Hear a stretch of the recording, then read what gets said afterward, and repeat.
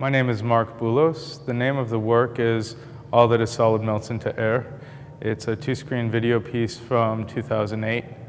And one screen I filmed in Nigeria with the movement for the emancipation of the Niger Delta. And the second screen I filmed at the Chicago Mercantile Exchange in the futures and derivatives trading pit. When I first read about the movement for the emancipation of the Niger Delta, I was struck by the fact that they are inspired by their native gods, which they believe make them bulletproof in their battles. I was interested also in materialism or philosophical materialism, products like futures and derivatives that are so far removed from any material thing or labor that they're practically metaphysical. They're so abstract that they're meaningless.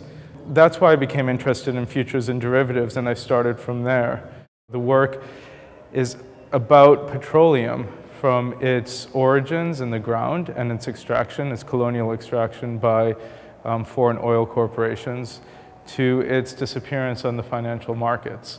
So it's one spectrum of the production pipeline, as it were, to the other.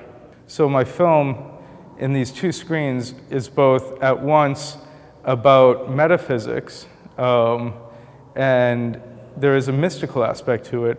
And at the other hand, it's a critique and it's a demystification of the production of oil. Making films for a gallery, I often want to make something without a discrete beginning or end, so you can enter or leave at any point and it still makes some sort of continual sense. And one of the challenges with this was to have two films that are constantly, in some way, revolving around each other. So it's a very circular motion. There's tension and even anxiety because you can't see both at the same time. And that's rather frustrating for people, and deliberately so. The vectors of time are very dizzying in a way, and that's what two screens can do better than one. For me as a filmmaker, what's interesting is the possibility of not only having attention in one direction, but actually charging an entire space with a work. And there's a sense that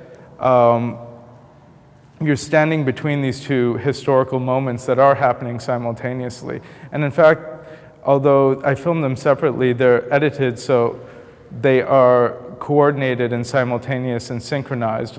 The editing is synchronized and the films are in dialogue with each other. But at the same time, I'm putting the audience in the middle.